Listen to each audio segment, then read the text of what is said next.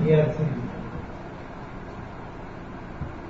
రవికుమార్ గారి తల్లికి మేము Mumbai solidarity forum for Telangana Mumbai తరఫున సంతాపం తెలియజేస్తున్నాం సార్. మీకు దానికోసం వచ్చాను. ఇంకొక ఈ టాపిక్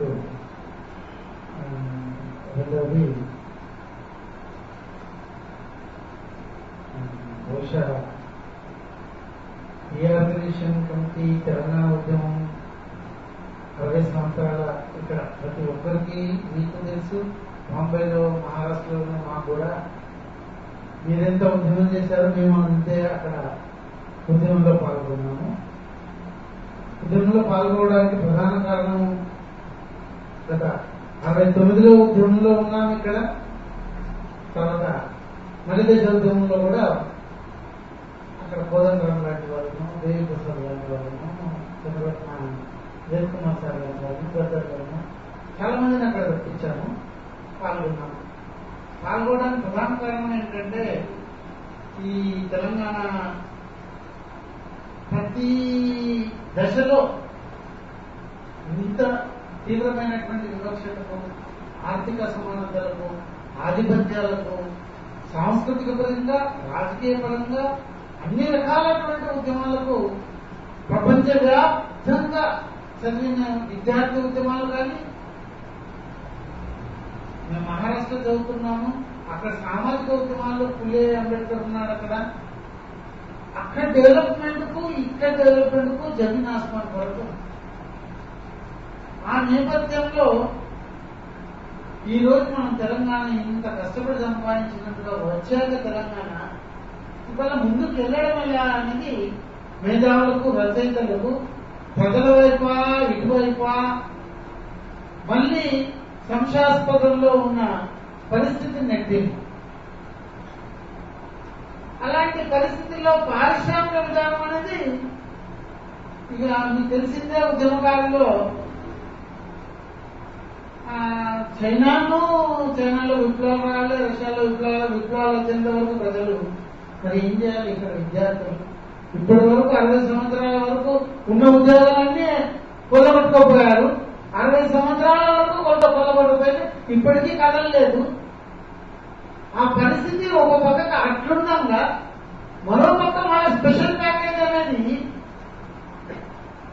గద్దలాగా తనిగిపోవడం అంటే ఆల్రెడీ దోచుకొని పోయినాక ఇంకా స్పెషల్ ప్యాకేజ్ వాళ్ళకి అనడం అనేది ఎంత దారుణం అనేది తెలంగాణ ప్రజానీకం ఆలోచించి మీలాంటి వాళ్ళు పారిశ్రామికవేత్తలు దాన్ని ఆపడం అనేది ప్రజా ఉద్యమాలతోనే పోలవరనే ఆపలేదు మనము. వల్ల ఇంకా 10 ఏళ్ల కంటే ముందే 3 ఏళ్లకే ముందే సర్దుకొని పోయినా కానీ ఇక్కడ పరిస్థితి అట్లాగే.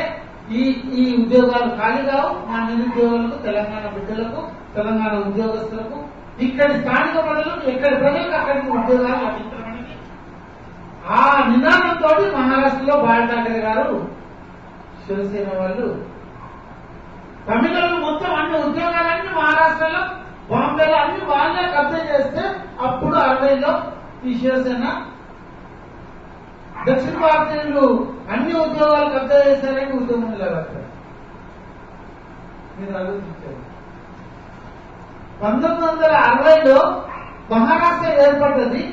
గుజరాత్ వాళ్ళు బొంబే మాకు కావాలని కొట్లాడితే అంతకంటే దారుణంగా మహారాష్ట్ర వాళ్ళు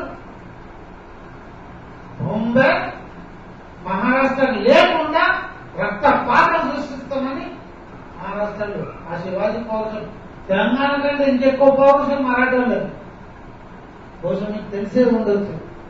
అన్ని రంగాల్లో వాళ్ళు ప్రజలను మనం నిందించలేదు. కానీ నాయకత్వాలు ఎందుకు వాళ్ళు వెళ్ళని ఇవాళ జరుగుతున్న పరిణామాలు మనం చూస్తున్నాం. ఆ తర్వాత మళ్ళీ ఈ పరిణామాలు ఎలా జరిగినాయంటే ప్రభుత్వమే, కాంగ్రెస్ ప్రభుత్వమే సేనకు ఎంత నుంచి మద్దతు ఇచ్చి వీళ్ళని పాల్గొనింది.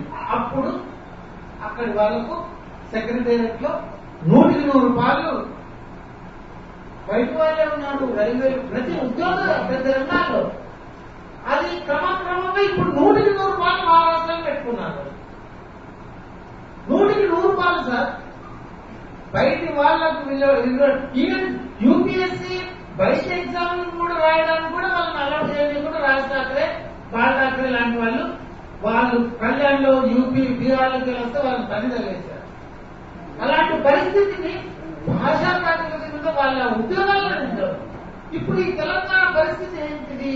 పారిశ్రామిక రంగంలో ఇంత తీవ్రంగా ఆలోచించే మీరు అక్కడ ఒక కోఆపరేటివ్ మూవ్మెంట్ వచ్చారు 1960.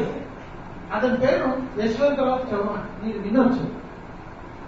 ఆయన ఇండస్ట్రియల్ పాలసీకి మహారాష్ట్రకు ఆద్యుడు. ప్రైమ్ మినిస్టర్ జవహర్లాల్ నెహ్రూ అతను ఆ స్థాయిలో ఒక కొత్త పాలసీ ఏం తీసుకొచ్చాడంటే ప్రతి డిస్టిక్ ఎంఐడిసి పెట్టేశాడు. Maharashtra industrial development corporation.